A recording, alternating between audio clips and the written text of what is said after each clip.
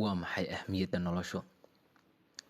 Ahmiyadda koowaad ee noloshu waa adiga.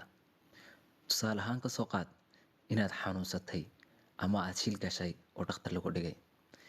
Dadku qof kastaaba uu soo booqanaya waa inay ku ducaynayaan, waxay ku odhanayaan Allah ha ku caafiyo, Allah ha kaa dulqaado.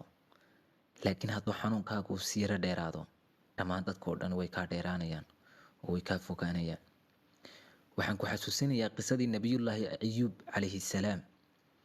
Markii uu xanuunsanayay in ka badan 18 sano, dhammaan dadka oo dhani ay ka fogaadeen. Markaa shayga koowaad ee ilaalin kaaga baahan ee inaad xiftida kaaga baahan waa adiga caafimaadkaaga. Caafimaadkuna maaha inuu wadnuhu dhiiga tuuro, sababaduna neefta qaataan, dhaguhuna maqlaan, indhuhuna arkaan oo keliya. Deganaanshiyaha maskaxeed waa midka koowaad ee nolosha, siiya raaxada ay u baahan tahay. Xanuunada inta badan inugu dhaca waxay nooga yimaadaan deganaanshiyo la'aan, werwer iyo wixii la mid ah. Marka waxa ugu horeeya kaaga baahan daryeel waa ruuxdaada, naftaada. Deganaanshiyaha maskaxdana waxa ay ku timaadaa dhoola caddayn, farxad iyo xaqiiqada. Marka iska ilaali inuu qofna ku dhibo ama ku rabsho. Dhammaan albaabada oo dhan iska xidh, furana albaabkaaga ku gaarka ee farxadda. Ahmiyadda labaad waa waalidka, hooyada iyo aabbaha. Waa isha ugu weyn ee tamarta nolosha. Ka soo qaad marka hooyada ay ku leedahay wax ku dhiba alla kuma tuso, alle risqiga ha kuu ballaadhiyo.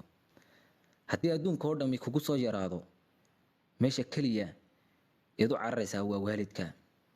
Haddii dadka oo dhammi kaa soo horjeesadaana, labada qof ee aan garabkaaga marnaba cidlaynaynin waa hooyada iyo aabbaha. Ahmiyadda saddexaad, ka dhigo qoyskaaga. Kama hadlayo keliya xaaskaaga ama saygaaga. Waxaan ka hadlayaa qoyskaaga oo dhan. Abtiga, walaasha, in abtiga, eedada, hooyada, aabbaha, dhammaantood. Ilna ku ilaali naftaada, isha kalena ku ilaali qoyskaaga ama adigu familygaaga. Hana sii daynin xadhigga marnaba. Midna gacanta midig ku qabso, midna gacanta bidix ku qabso, kadibna laabta gasho labadaba.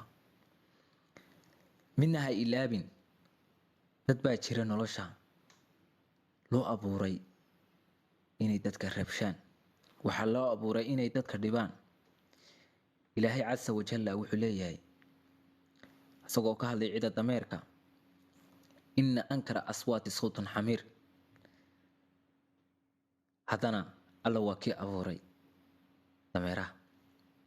Marka iska ilaali inaad hal daqiiqo ku lumiso dadka rabshaya ama dhibaya ama kaa jiiriya farxadaada adigu. Hana isku dayin inaad dejiso, hana isku dayin inaad u caddayso adigu waxaad qabanayso. Iska ilaali weligaa inaad aaminto qofka noloshaada kala dhimaya. Kana fogow intaad ka fogaan karayso oo ka dheerow. Dad baa jira alla uu indha siiyey laakiin ku arka qayrkood oo keliya. Waqtigaaga ha ku lumin inaad u caddayso inaad tahay qof wanaagsan. Qof walba wuxuu kaa aamino meel ha ku qorto, gidaar reerkoodu leeyahay ha ku dhajisto, gurigiisa ha dhex dhigto. Wuxuu doono ha dhaho, waa xaasid ha dhaho, waa ustus ha dhaho, waa nacas ha dhaho, asagay u taala. Alla kuma abuurin inaad raali geliso xaasidiinta, mushakiyiinta, doqomiinta. Alla waxa uu ku abuuray inaad raali geliso asaga oo keliya casa wajalla. Mana aha qof kasta oo ku rabshaa amaba qof kaste oo yacni kaa soo horjeesadaa inuu kaa saxan yahay. Waayo ibliiskuba waxa uu neceb yahay, uu aad u neceb yahay malaa'igta. Taasina waxay ka dhigan tahay inay ka sarreeyaan ee maaha micnaheedu inay ka hooseeyaan. Hana ilaawi mid. Adduunkan waxaad timi adigoo keliya. Waxa camalkaaga lagu qoray adoo keliya. Waxaanad adduunkan ka tegaysaa oo sahaydaada ka qaadanaysaa adoo keliya, waxaana aakhiro lagu xisaabinayaa adoo keliya. Raalli ahaanshiyuhuna waxa uu u sugnaaday Alle oo keliya. U noolow sida boqortooyada xitaa haddaanad waxba haysan. U noolow sida aad jeceshahay, waayo dadka gurigaaga dibaddiisa ku nooli waxay ka hinaasaan ama ay ka qiiroodaan adiga horumarkaaga iyo noloshaada.